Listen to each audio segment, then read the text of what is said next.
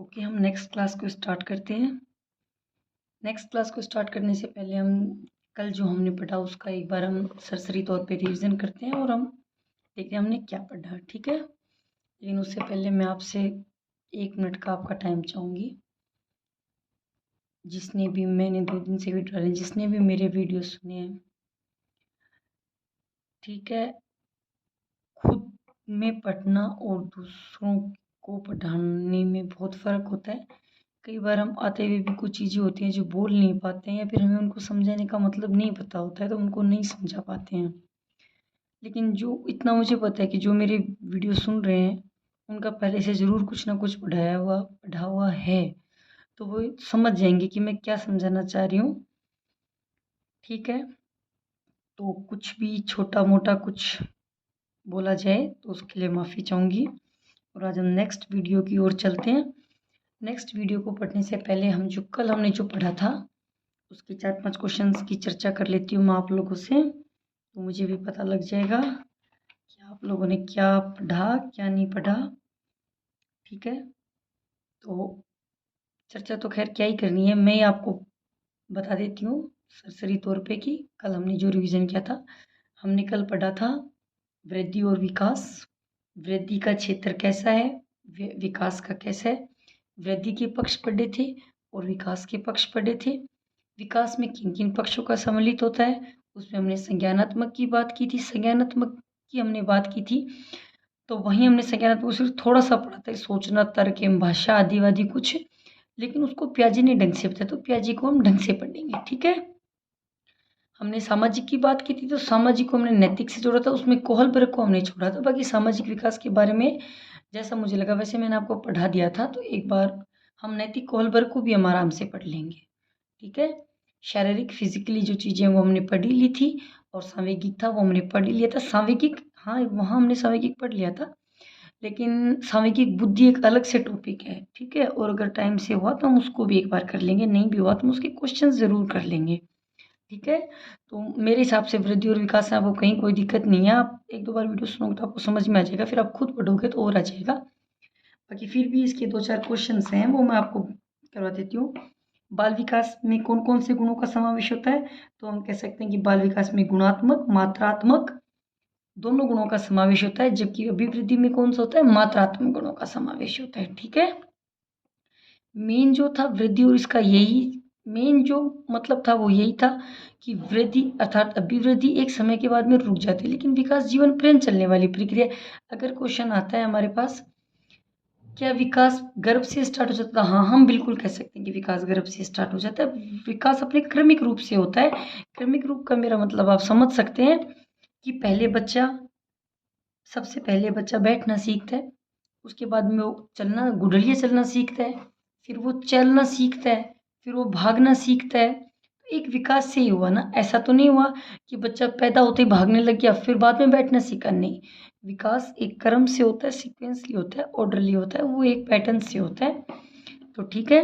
उसके बाद हमने चारों उनकी बात कर ली थी और आज हम बात करेंगे stage of development. Stage of development की देखो, वैसे पढ़े तो शैशव अवस्था, पूर्व बाल्यावस्था, उत्तर बाल्यावस्था और किशोर अवस्था, 4 प्रकार की अवस्थाएं। लेकिन इसको भी हम एकदम से ऐसे नहीं कह सकते कि एकदम सही है, क्योंकि अलग अलग वैज्ञानिकों ने इसको अलग अलग दिया है, ठीक है। सभी वैज्ञानिकों ने इसको एक जैसा नहीं दिया, सभी वैज्ञानिकों ने इसको अलग अलग दिया है। और अलग अलग पे बात करें तो वैसे तो देखो, किशोर अवस्था को 12 से 18 वर्ष माना गया है, लेकिन WHO ने इसको 10 से 19 वर्ष माना है, ठीक है। ये तो एक फैक्चुअल क्वेश्चन इसलिए है कि अगर स्पेशल मेंशन होता है कि किशोर अवस्था, WHO के अनुसार किशोर अवस्था की अवस्था की आयु को कितनी है, तो हम 10 से 19 करेंगे, वरना नॉर्मली हम पढ़ते हैं तो हम 12 से 18 ही पढ़ते हैं, ठीक है। और हम बात करें अब इसके वर्गीकरण की, जो विकास की जो अवस्थाएं हैं उनको देखो अलग अलग तरीकों से अलग अलग वैज्ञानिकों ने अलग अलग बांटा है, ठीक है। अगर हम बात करें शैले की, तो शैले ने इसको 3 हिसाब प्रकार से बांटा है, लेकिन इसमें इतना लिखा नहीं है मैंने, इसमें तो वही चीज़ें लिखी हैं जो लास्ट टाइम में हम रिविजन कर लेंगे।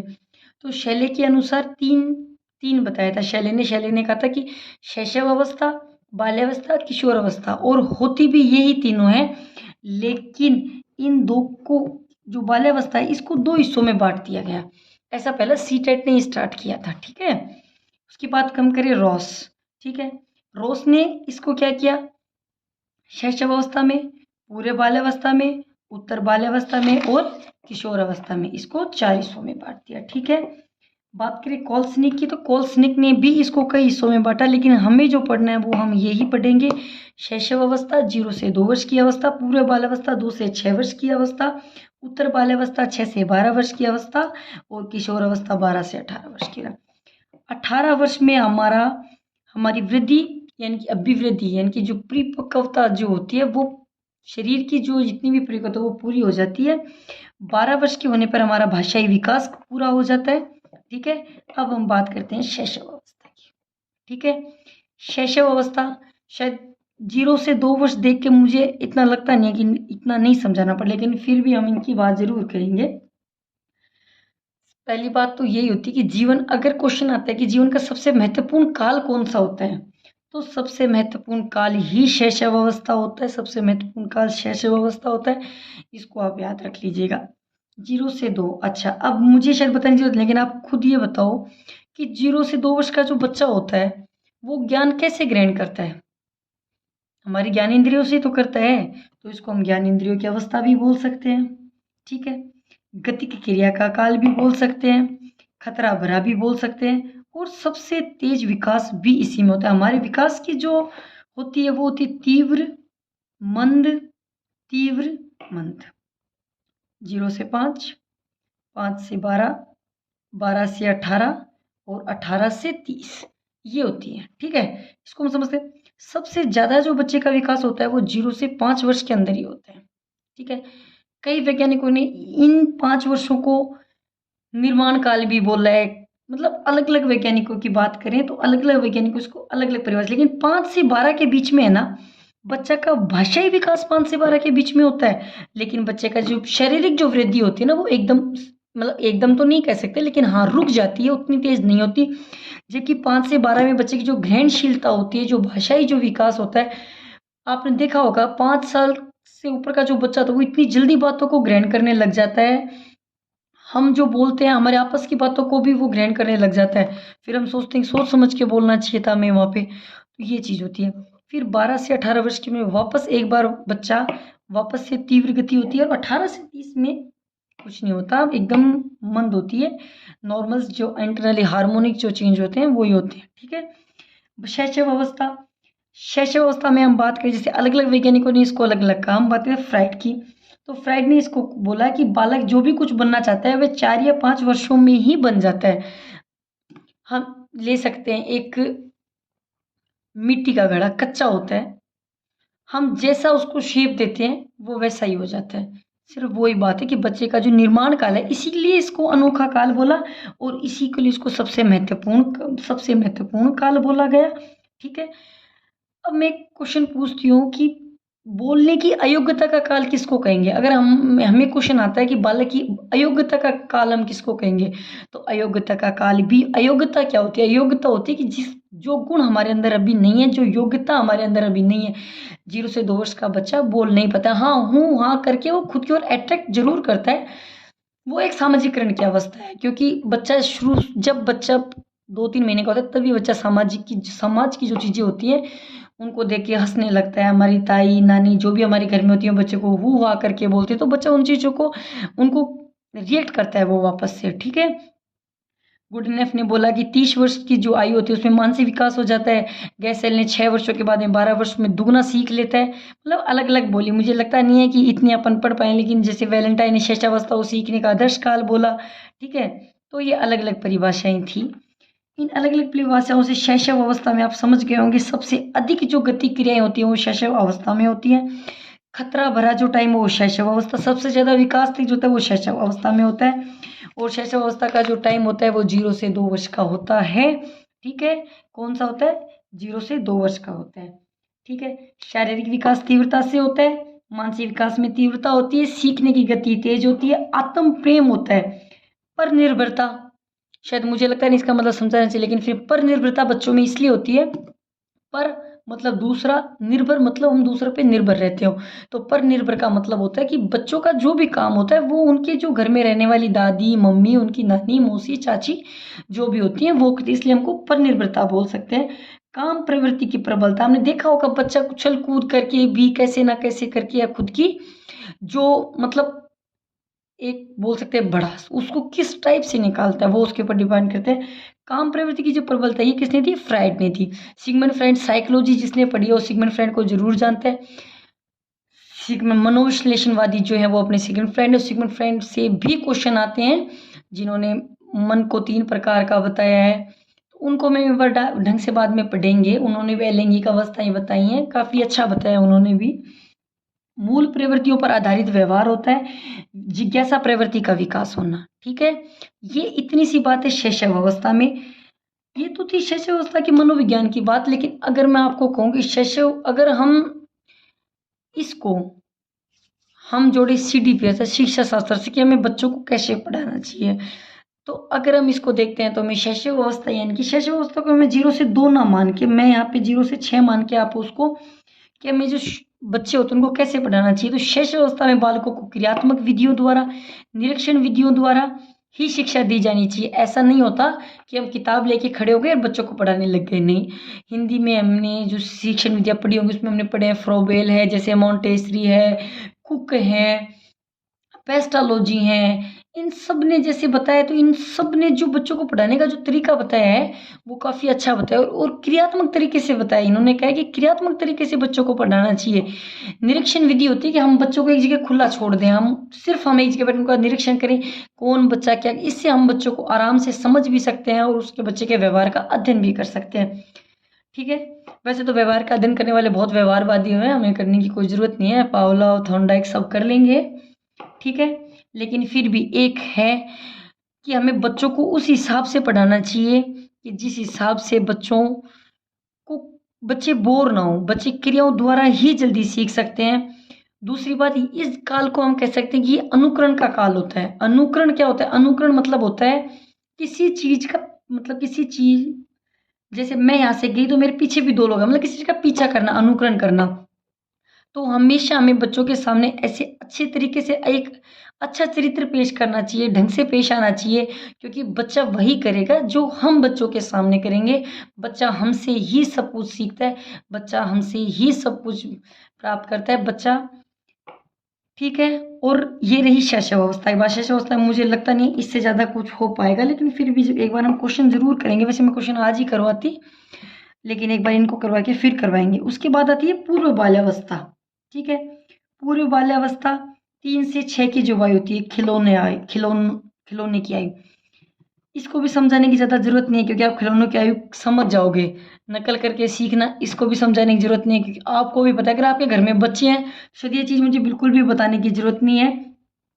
3 से 6 बच्चा टॉली एज, बिल्कुल। बच्चों के साथ खेलना ज़्यादा पसंद होता है। बच्चे को 3-4 बच्चे से तो बच्चा खुश हो जाता है और ढंग से खेलने लगता है। वही बच्चा पूरे दिन आपके पास रह जाओ, एक दिन घर में आप परेशान हो जाओगे उससे। ठीक है, मिथ्या परिपक्वता का काल, बिल्कुल। मिथ्या परिपक्वता का काल हम ऐसे कह सकते हैं कि बच्चे को लगता है कि अब मैं बहुत समझदार हो गया हूँ, लेकिन हकीकत में ऐसा नहीं होता, ऐसा नहीं होता। तो ये मिथ्या परिपक्वता का काल। हाँ, मिथ्या परिपक्वता जो काल है ये जरूर इंपॉर्टेंट हो सकता है, कई बार सीधा क्वेश्चन भी आ सकता है इससे। ठीक है, उसके बाद आती है हमारी उत्तर बाल्यावस्था। ठीक है, जो उत्तर बाल्यावस्था वो हमारी है 6 से 12 की अवस्था। ठीक है, अब 6 से 12, तो वैसे तो बच्चा पहले ही स्कूल जाने लग जाता है, ऐसा नहीं है बच्चा पहले स्कूल नहीं जाता, बच्चा पहले ही स्कूल जाने लग जाता है। लेकिन स्थायी रूप से जब बच्चे खुद के फ्रेंड बनाने लग जाता है तो वो करता है वो उत्तर बाल्यावस्था में।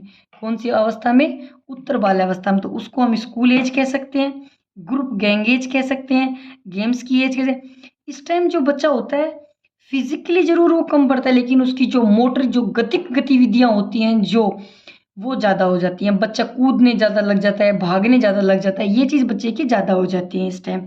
ठीक है, तो उत्तर बाल्यावस्था और मेरे हिसाब से बाल्यावस्था में जो थोड़ा सा फ़र्क है वो आप इतना तो समझ जाओगे, क्योंकि इसको ढंग से डिस्क्राइब मैं इसलिए भी नहीं कर पा रही क्योंकि अलग अलग किताबों में अलग अलग टाइप से है। कहीं इसको 0 से 5 को शैशव अवस्था में रखा गया है, लेकिन हम हमारे ज्ञान के ऊपर हम सिर्फ थोड़ा सा हमारा दिमाग लगा के हम आसपास के बच्चों को देख के ज़रूर हम ये चीज़ कह सकते हैं कि ऐसा होता होगा। ठीक है, तो इसको हम सहयोग प्रवृत्ति का विकास भी इसी एज में होता है। ठीक है। बक-बक की अवस्था भी यही एज होती है, इसमें बच्चा इतने प्रश्न पूछता है कि हमें खुद का उनको जवाब नहीं पता हो कि हम उनको क्या जवाब दें। लेकिन जीवन का सबसे सुखद काल होता है वैचारिक क्रियाओं की अवस्था में। आपने देखा होगा बच्चों के दिमाग में पता नहीं क्या-क्या चलता रहता है, ये तारे क्यों आए हैं, ये चाँद क्यों आई है, ये बारिश कहाँ से आई है, मम्मा हम कहाँ से आए हैं? अनेक-अनेक। प्रारंभिक विद्यालय की आयु होती, टोली की आयु आप समझ गए होंगे। समलिंगी आकर्षण होता है, प्रतिनिधित्व समाजीकरण का काल होता है, सामूहिक खेलों में बच्चों की बिल्कुल रुचि होती है। एक बार आप अपने अगर आपके घर में भी बच्चे नहीं हो तो कोई दिक्कत नहीं है। एक बार अपने अड़ोस-पड़ोस में जो बच्चे हो आप उनको देखोगे ना, तो भी आपको ये चीज़ ढंग से समझ में आ जाएगी कि बाल्यावस्था में क्या होता है।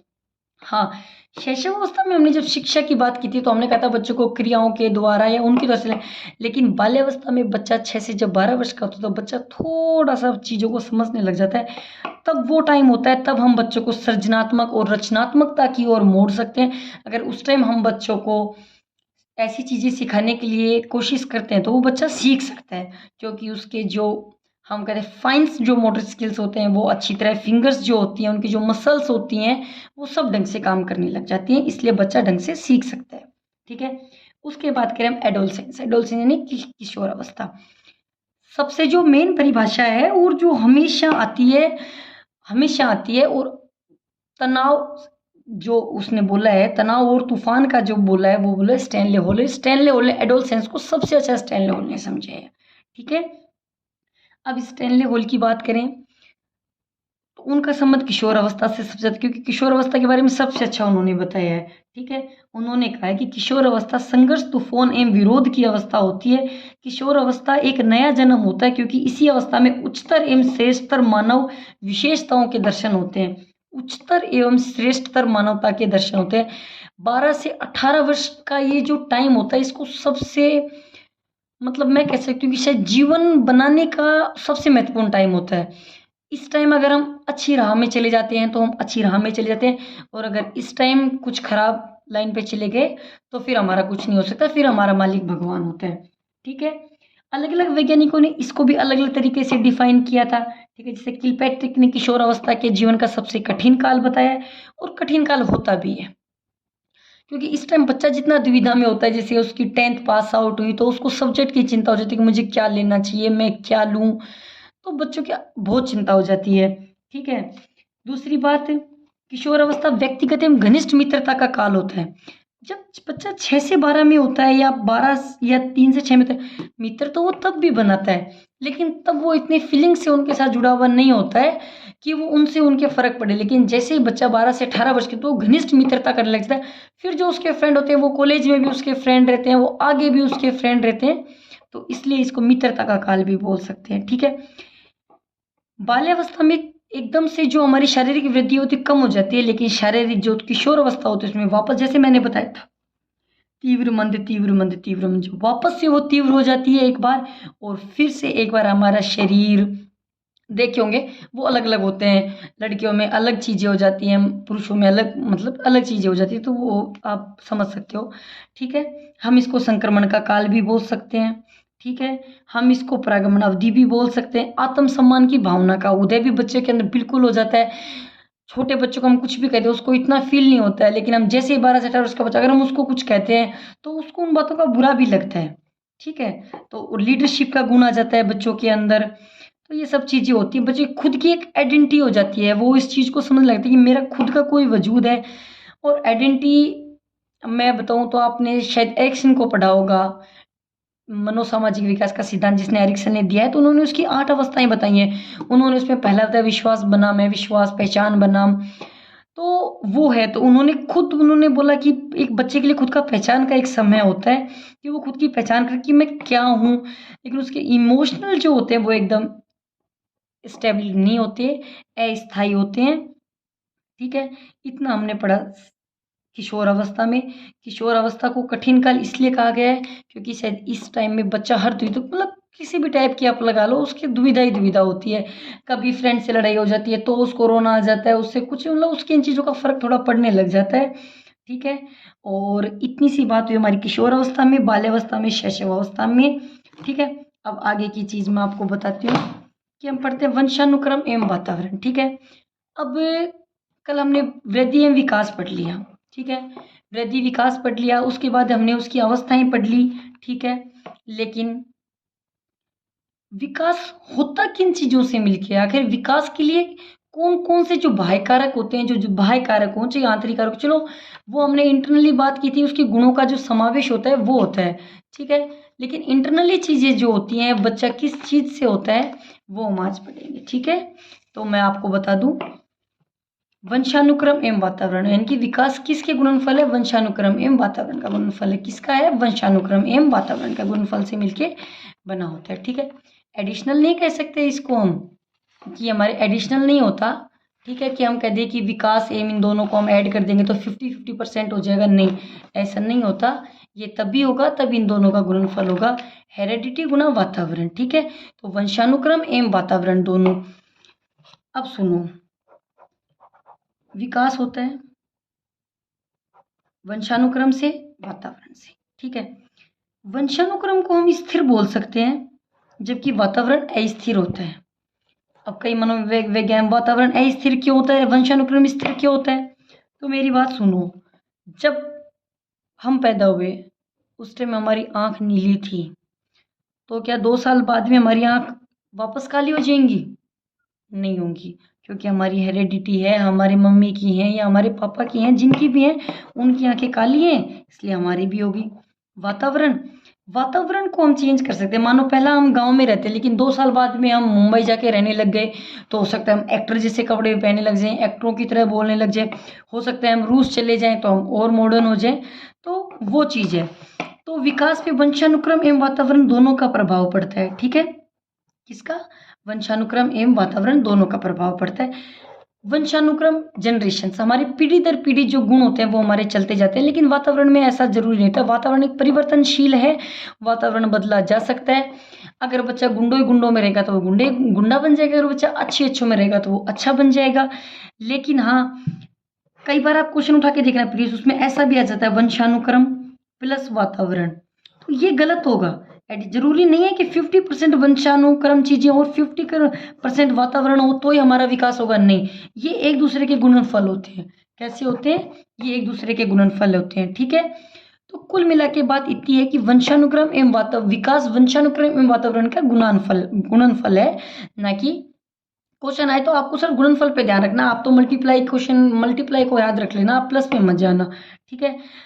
क्योंकि वातावरण बदला जा सकता है, हाँ, आंखें भी बदली जा सकती हैं, आप सर्जरी करवा लो वो तो एक अलग बात है, लेकिन भैया नेचुरल तो नहीं बदला जा सकती ना उन चीज़ों को, आधार तो वही रहेगा ना उनका, ठीक है। अब हम पढ़ते हैं विकास के सिद्धांत। तो विकास के सिद्धांत में देखिए, वैसे तो मोटा मोटी कल मैंने आपको बताया था, सतत प्रक्रिया होती है, निरंतरता का सिद्धांत होता है, मस्तोन्मुखी होता है, केंद्र से परिधि की ओर होता है, सभी दिशाओं में अलग अलग होता है, प्रतिमान भिन्न भिन्न होते हैं, सार्वभौमिक प्रक्रिया होती है। लेकिन फिर भी मैं आपको एक बार बता के और इसका सबका मतलब समझा देती हूँ। विकास का सिद्धांत, पहला सिद्धांत सतत, कल भी मैंने यही बताया था, आज भी मैं कि विकास सतत चलने वाली एक प्रक्रिया है जो मनुष्य के जन्म से लेकर और जीवन पर्यंत तक चलती रहती है। समझ गए आप, सतत यानी कि कंटिन्यूसली, ठीक है, यानी कि सतत चलता रहता है, लेकिन हमारी अभिवृद्धि एक टाइम के बाद में रुक जाती है, ठीक है। दूसरी बात, विकास हमारी सार्वभौमिक प्रक्रिया, कैसी प्रक्रिया है, सार्वभौमिक प्रक्रिया।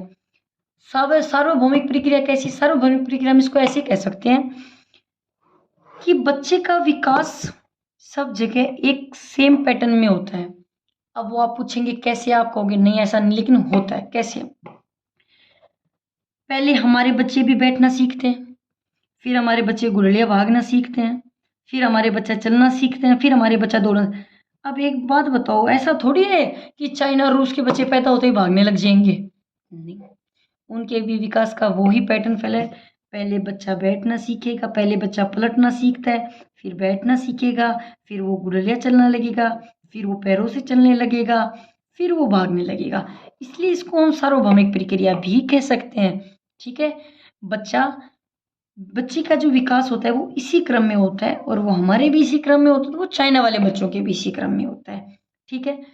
विकास पूर्वानुमान होते हैं, वो इसमें समझाने कोई पूर्वानुमान ऐसा भी हो सकता है, अपने कहा होता है ना कि पूत के पग तो पालने दिख जाते हैं, वो वाली बात है कि छोटा बच्चा होता है बदमाशी करता है तो हम उसको क्या कहते हैं, तू तो पक्का बड़ा होके गुंडा बनेगा।